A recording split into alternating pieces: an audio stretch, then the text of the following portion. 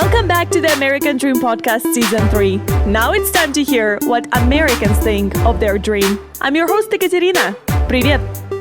I'm here in the studio with my very good friend, Kaitlin Oxenreider. Yes. Welcome to my podcast, Hello. my friend. How are you? I'm good. You're very well known here in the community, and you own and co-own a lot of different businesses. You have 417 Pedal Tours, Pappos Pizza, and you even produce Cukes. I do. Pickles with your mom. Yes, with my grandma. With your grandma. Yes. The most recent business that you just opened is called ShotShack, and this will be the main topic of our episode today. For this same episode, I will be interviewing you as an employer and one of your employees. Yes. I want to see the contrast between you and your employee to see how you both view success, your life goals, and of course, the American dream. So let's begin. Okay. Like I mentioned before, you are my friend. However, are you local? Were you born and raised here in Springfield? Yep. Born and raised here in Springfield. Okay. So when did you start investing in businesses? Probably after college. So I went away for college in 2008. And I came back in 2013 and I worked in management positions. And then that's when I kind of became involved in businesses and how I wanted to basically run something myself rather than have a boss. I wanted to be a boss. Mm-hmm. So I think that's where it kind of started after being a manager for so long. So what was the first place you owned or co-owned? I guess Pappos Pizza would be that. I was a general manager there for a few years before I got my own store, and then ran that store for another few years before now I'm in management back again, and just kind of help them with things in the big picture so I can focus on my own businesses. Mm-hmm, mm-hmm. And you just opened ShotShack. Yes, correct. In February. When? Oh, February, what was the date? 17th. February 17th. So why did you decide to open a bar? So that is the kind of business I've always been around. I graduated with a hospitality management degree. I knew I wanted to be in restaurant, and then bar just kind of came naturally to me.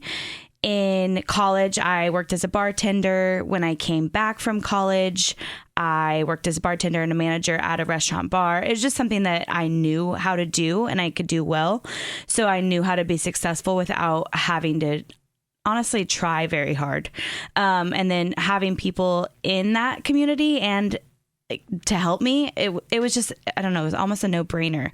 So my business partner, Zach, and I knew how to do it without having to really try. Mm-hmm.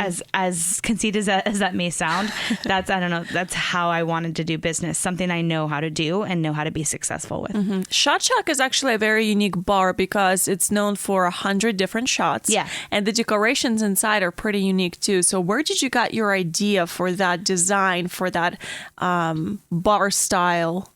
So growing up here in Springfield, I don't know, we're always known as like the hillbilly, redneck, whatever you want to call it, type of people. And like, I don't know, going down to Branson as a kid. And then honestly, I don't know if this matters, but Silver Dollar City was a big part of my life as a kid. It still is a big part of my life. And that just kind of gave me the mental like picture of like, oh, I want to look like this. I don't want to be them, but I want to look like it. And I had a lot of the decorations. It was an easy thing to find. It was an easy thing to ask people to help with.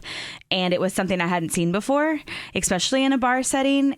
So that's just kind of where it came from. And then the shack part, I don't know honestly where ShotShack started and how we like came up with that name, but that decor and that vibe went with shack in my mind. So that's just kind of where it evolved. Mm-hmm. What about 100 shots and why is there no food there? Okay, so 100 shots. So there are actually other shot bars around around Missouri, and there's actually one in Arkansas that kind of inspired us. So there's one back in Columbia where I went to college, and that's where I kind of got the idea for over 100 shots. I think they have like 75 or something like that. So I was like, well, I want to do more than they have. Mm-hmm. And I don't know, it was just easy to come up with different shots that had particular names to where we're from. So I don't know, that was honestly kind of an easy part. I know it might be overwhelming to some people, but it's still all the same ingredients, just in different forms. And then why no food? I'm sorry. Why is there no food there? There's a whole other realm to the bar industry when you add food. And in that particular spot where we are, food is not an option at the moment. So it was just something that we wanted to get the bar in there. And then that's something we could evolve into if we decide we want to, or if it's needed later on down the road. Mm-hmm. So how many employees does your company currently have? Does your bar currently have? With Zach and I, it's 7. 7. At ShotShack, yes. Mm-hmm, mm-hmm. And so you only produce shots there. Correct. And you only offer alcoholic beverages. Correct. Yes. I mean, we do have some pork rinds in a bag if you are feeling frisky. Okay. If you like fried pork fat, we've got you. Okay. So how do you advertise your business? Have you started thinking about that? So social media is the number one platform. It's free. And it's something that you can gauge a lot of different kinds of people. I am not very social media savvy, to be honest. I'm not very savvy in the advertising world. I don't know how algorithms work. I don't know how to do it to my fullest potential, but I do know what I like to look at on social media. So I kind of go off of that. I'm kind of learning as I go. And I think I'll always be learning because I am not technologically savvy. So, but right now, social media is the number one and honestly, probably only way we are advertising at the moment. Mm-hmm. We're still kind of new and grasping our everything around us. So. Yeah, opening up a new business, everyone knows this, is very challenging. So what was the main challenge that you faced so far? I know it's been a month since you guys opened, but maybe before that? Before that, actually even opening the business was very eye-opening. I've done it before, but in a different sense. Like when opening 417 Pedal Tours, it wasn't as hard because the bar aspect. So when you open a business, especially with alcohol, there are a lot of hoops you have to jump through, which is something that I hadn't necessarily been through before with my other businesses. I wasn't the front runner for all of those things. So coming into this one, there was a lot of permits that I not necessarily didn't know, but knew I had to get, but I didn't know the time frame they would take to achieve. So that was very challenging because you have people asking you all the time, when are you going to open? When are you going to open? And you literally do not know. You're at the mercy of the city. You're at the mercy of who gives you those permits. So that was very challenging. Also, learning your inventory and what you need. That's also a little bit of a challenge because when you go in, you have a list of what you think you need, but then you kind of learn right when you open what's popular, what's not, what you go through the most of. So that's a little bit of a challenge that I've had to jump through, but being in the bar industry for a while, I, have a little knowledge on that. So that helped, but definitely the challenge is opening in general and getting the right documents and permits that you need. Mm-hmm. Yeah. So just out of curiosity, from the moment when you realized that you want to open a bar, from that idea to hit your head to the moment that it actually happened, how long did it took? Oh gosh, over a year. Over a year. COVID didn't help, obviously. Also finding the right space. So we actually were in a different space originally. Right around the corner that we had challenges with finding your right area. The place that we had before that, we actually couldn't even get the right permit to have water there. And obviously water is necessary. You are required to have a bathroom in your business. So that was a challenge that we had to undertake before we found this new space where it was the same landlord. So we were able to move into the new space. So that took up a lot of time. And then, having the capital and all of the money to build out what you need, get your inventory, hire your employees, even, little things that you don't even think of where you're in there. You're like, oh, I need toilet paper. I need, little things. So stuff like that, that was a challenge in itself too. Yeah. What about your other businesses? Did they got hurt by the fact that you were giving more attention to something else right now? So that was actually kind of my plan, not to hurt them, but I knew with Pappos, because of the co-owner aspect and because of the aspect that I kind of stepped away from the actual day-to-day operations and went into management as a merchandiser.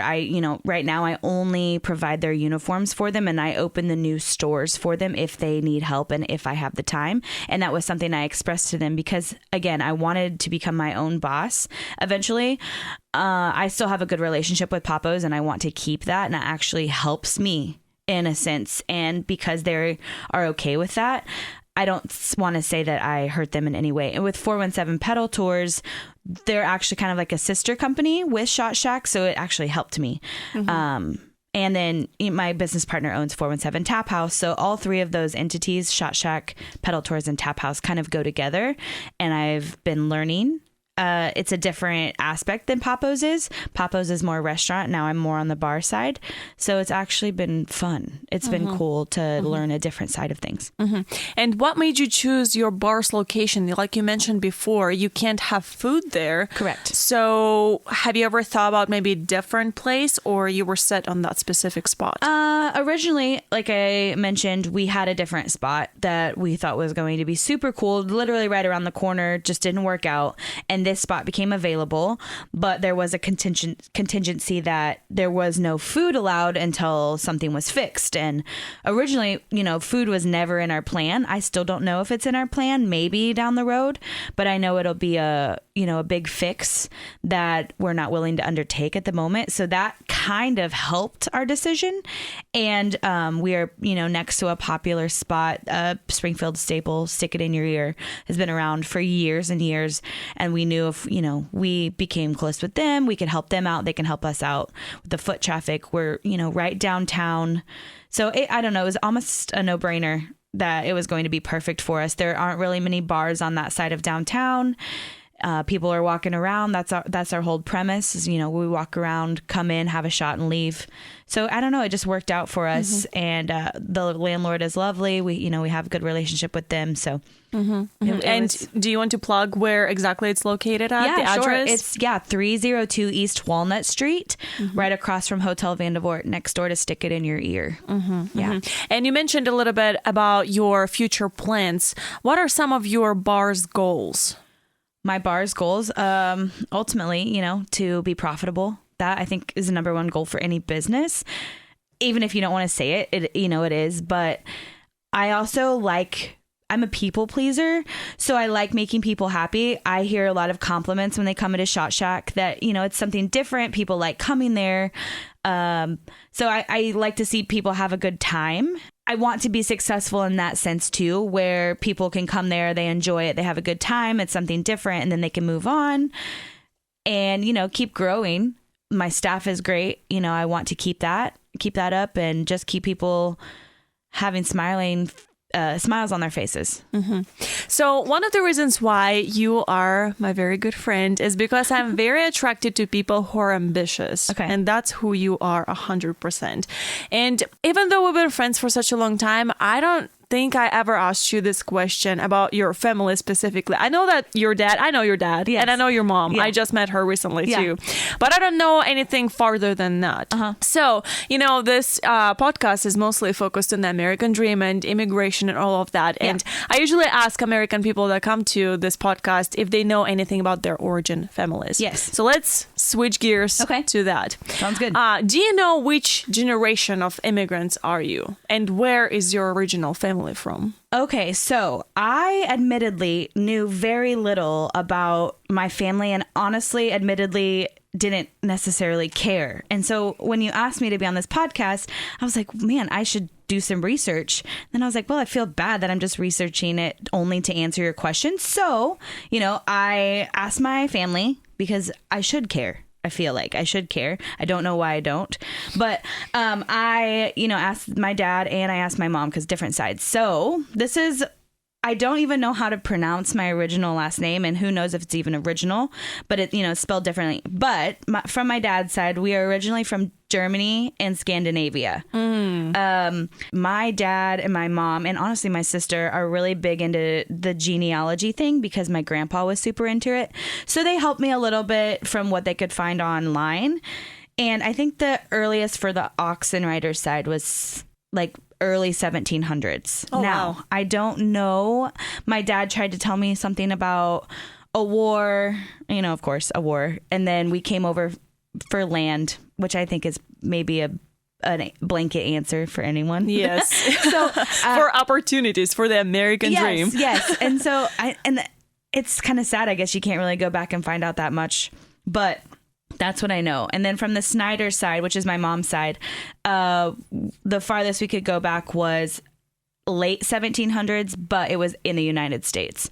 Mm-hmm. So again, I'm very not knowledgeable in this side of things, but I'm learning. So besides land, do you know? Yeah, I know. Do you know any other reasons why your family immigrated to the United States from Scandinavia and Germany? Your original family? No. As sad as that is, no. I'm having. We have a feeling that after the 1700s we were part of not the not great side of Germany. So, but I don't know originally. I don't know. I know maybe land. I don't even know that for sure. But I have seen our family crest, and I know that we were, I don't want to say knighted, but it was almost like knighted in a sense. But I don't know why. I don't know why. Well, for American dream, probably. That's why they immigrated here. Yeah. Just like most immigrants who come to this country. Speaking of that, yeah, what do you think about the American dream? Okay, so admittedly, again, when I think of American dream, like I don't think of it in the sense where it's like a super deep, meaningful thing.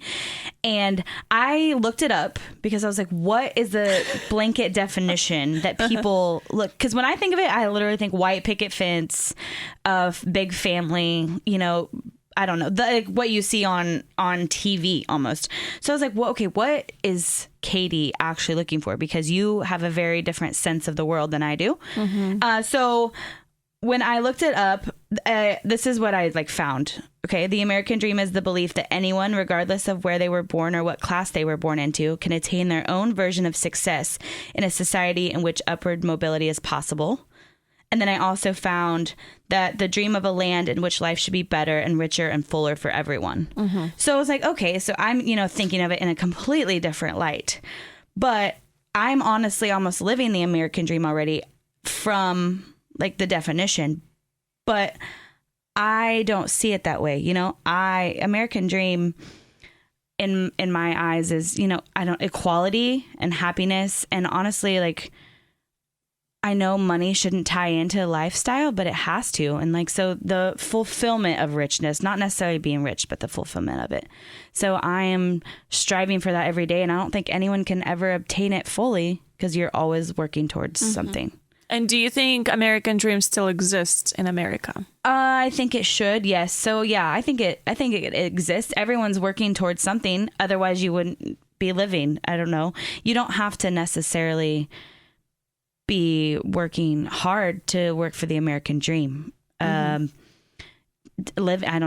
living is the American dream. We have it good over here in America, as bad as things can be at certain times. I know, just even knowing you, I've learned a different side of things that I was naive to. So yeah, I think the American dream is still there, and I think it should be obtained. But I think it's something people are going to always have to strive for, and it's never going to be finished. Do you have an American dream? You mentioned a little bit about that you're living it right now based off of that definition from Google. Yeah. But do you have one? Yeah. So again, when I thought of the American dream, I just thought, white picket fence, big family. I'm like, that's not me.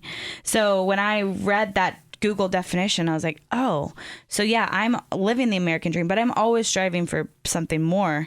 So yeah, the American dream for me is to be successful in the sense that I'm making people happy, I'm fulfilling my own life, and I'm making a difference. But I know there's always room to grow in all three of those aspects.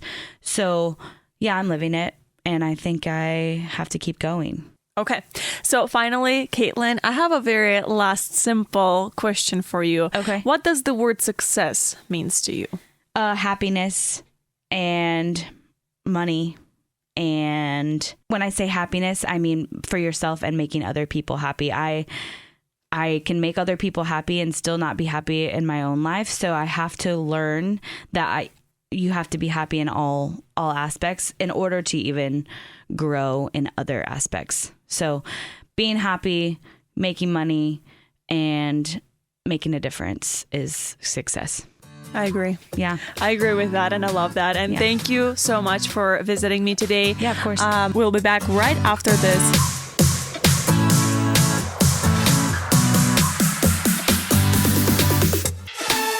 I'm here in the studio with a ShotShack employee, Nils Seubold. Welcome to the show. Hi, Katie. How are you? I'm good. Before our interview, I got to talk to Kaitlin Oxenreider, the owner of the ShotShack bar, and she told me what she thinks of success. We talked a little bit about her life goals and, of course, the concept of the American dream. And I cannot wait to hear your perspectives on all of this. So let's begin. Okay. First things first, are you local? How did you... Okay, so you were born and raised here in Springfield. Oh, no. I was born in Fort Smith, Arkansas, moved to Louisiana whenever I was 2 for my dad's job, and then after high school graduation, I moved up here. Okay, so you are originally from Arkansas, and you moved here to Springfield when you were how old? I think 24. I was living in Waynesville, Missouri, there for a little bit. Okay. After I graduated. Okay, so how did you found ShotShack? So I frequent 417. It's one of my favorite bars in town. And then eventually over time, I got to meet Zach and then Kaitlin as well. And then Kaitlin, basically, we got to know each other over a little bit of time. And then she asked me if I wanted to work at ShotShack, and I said, yeah. It seemed like a really cool idea, a fun concept too. So, And you began to work there since its opening, pretty much. Yeah, about 9 weeks. 9 weeks. I think we're at the 9-week mark now. And you mentioned a little bit about how you love the concept of that bar. Why else did you decide to work at the bar? You said you work at some other bar as well? I did. I was working for Galois there for a little bit. And I cover shifts at Tap House every now and then now. And I also work for another company called Ozark Printing Company. So I do sales for that company too. So you do sales and you're also a barman. Yes.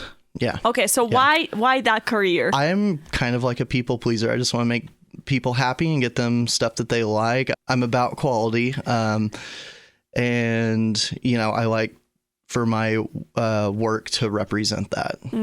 So pleasing people is what motivates your work. Yeah, absolutely. In general, both sales and bartending. Yeah, absolutely. I like to go above and beyond for people.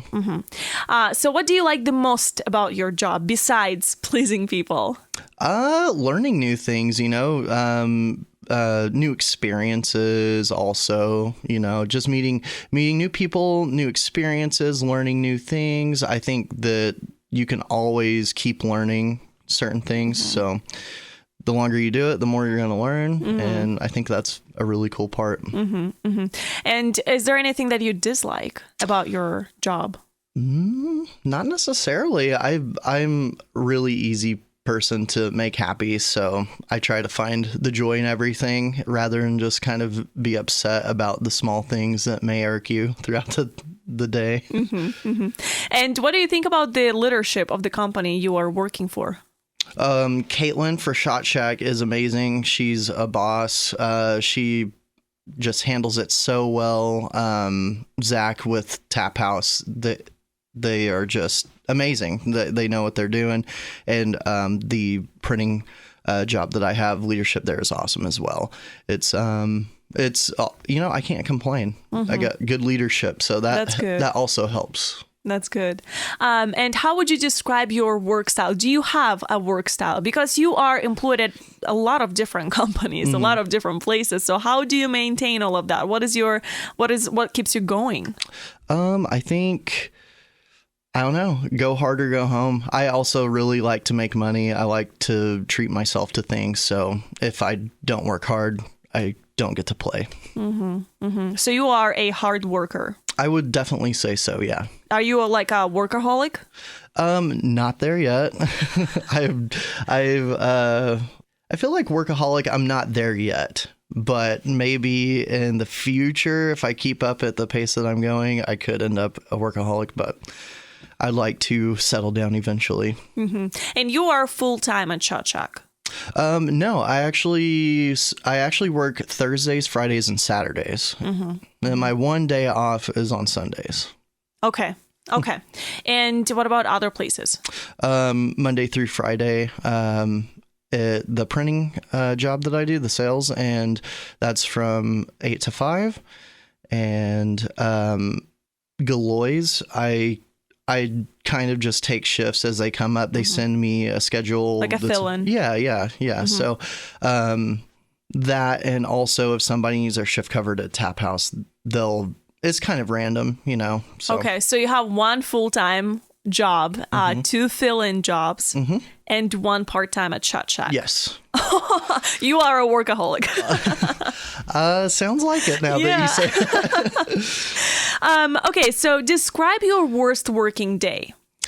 Did you had a day like that? I'm sure we all had. Yeah, just if something can go wrong, it did go wrong. It was a double day.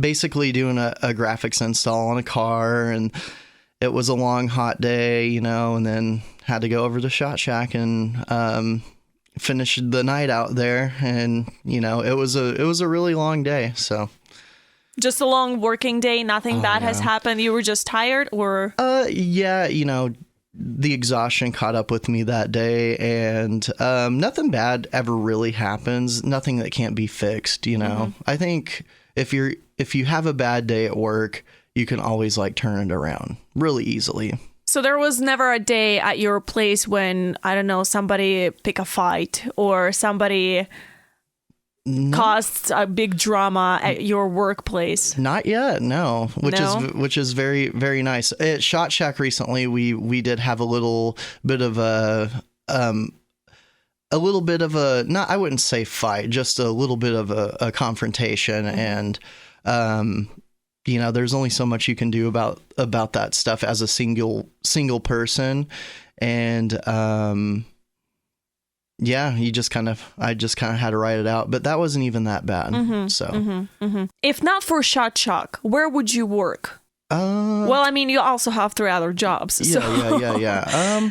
I definitely say somewhere in the sign industry, doing other stuff. I feel like I've had the skill set with signage and doing the sales stuff. The sales for about a year and a half or maybe 2, and then signage in general for the printing company, I've been in or around that job field for almost over a decade. So I feel like it would definitely be something in the creative side of things. Yeah, that was going to be my next question. What are your career goals? Are you in school right now? I'm not in school. I've never went to school. Okay. Yeah, so what are you planning? What are you planning to achieve in your career? I'd like to eventually move up to part owner of a bar or something eventually. I don't know. Maybe even maybe even have my own bar someday. I don't know. I kind of live every day as it comes. Take it day by day. It's a lot less stressful to do it like that. But I feel like whenever the thing happens, it'll happen. Would you say that that's where you would see yourself in 10 years? I would see myself in 10 years still in Missouri, probably getting another cat. And I think, yeah, I definitely could see myself doing that in 10 years. Anything else? You want a big family? No, actually, I think the bloodline dies with me. Oh, really? No, my dad recently, well, not recently, he had kids after me. So, I don't know. I've got a pretty big family. I just don't, I'm kind of to myself. I don't think I'll exactly have a family of my own, but for now, I'll just focus on myself. How much do you know about your family? Not a lot, but enough, yeah. Do you know where your original family came from? Yes, Sweden. Sweden? Yeah. Oh, all of them? Both your mom? Some from Germany. Okay. Sweden and Germany. So your mom's side or your dad's side is from Sweden? My dad's side. My mom's side's from Germany, and a little bit of them were from the UK as well. I don't really know that much about that side. Okay, so Sweden side. Let's talk about that. Okay. When did they move here? Do you know? I think it was 3rd generation, so had to have been before the 40s for sure. Way before that.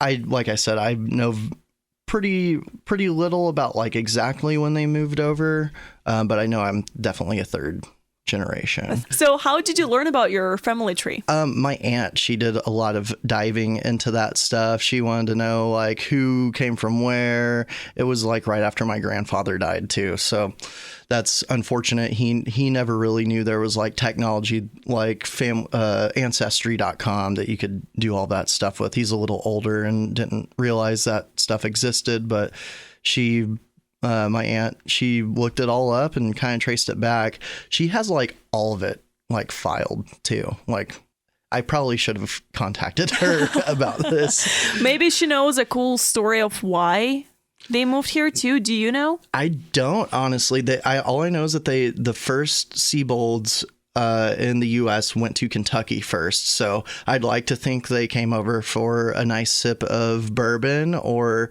to become a co-owner of KFC. That's some good chicken, actually. That would have been a smart move for them to invest in KFC. But yeah, I really have no clue why they decided on Kentucky first. Well, maybe that was their American dream. They wanted to move to Kentucky. Yeah, maybe. Who knows? Start new. The Kentucky American dream. Yes, absolutely. What do you think about the American dream? I think the American dream is I think it's really cool, and every immigrant and person deserves a shot at an American dream. It's only fair, we have it pretty easy over here in America. Well, the majority of people do, but, not many people can imagine coming from a different country and, literally spending their life savings to start something that they don't know is actually going to flourish.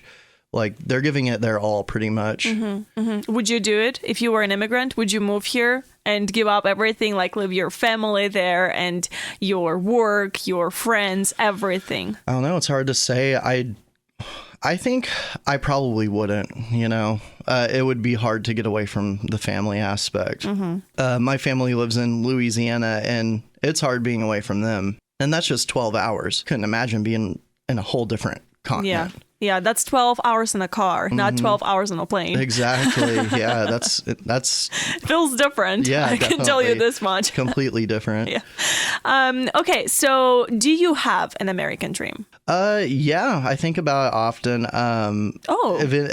Eventually I just like to not worry about adult stuff and have a stable job and just vibe, like. What stable job would you want? I definitely say maybe a park ranger, something I can just go outside and enjoy nature. Okay, well, you can also work at the graveyard. This is true. You can enjoy nature there too. You can. Okay, so American dream, in your opinion, still exists in America? Yes, I do think it does. I feel like a lot of people are giving it their all, especially lately. They want to take the shots before they don't have any more time left and stuff, before they get too old, which is super respectable. And even older people are still giving the American dream a shot, they still believe. So I don't know, I think it's respectable, and also it could be scary. So they're honestly braver, way more brave than I could imagine being. Mm-hmm. So you want to achieve your American dream here. You wouldn't want to move somewhere overseas to look for it over there. What do you think when people do that? What does that make you feel like? I feel like that's the explorative side of them. They want to explore and do something different, not necessarily chained to where they're at. They don't have a leash on them. Their mind and will allows them to be okay with the idea of, hey, I'm going to try something new and I'm going to go somewhere else and try something new, not with something I'm familiar with like the U.S. Mm-hmm. And honestly, I've never even thought about it like that. You can go other places and search. Oh, you've never thought about that? Honestly, no. It's good to think outside the box like that, though. Mm-hmm. So, yes. Where would you move? Probably Sweden. Back to your roots? Yes, 100%. So finally, Nils, what does the word success means to you?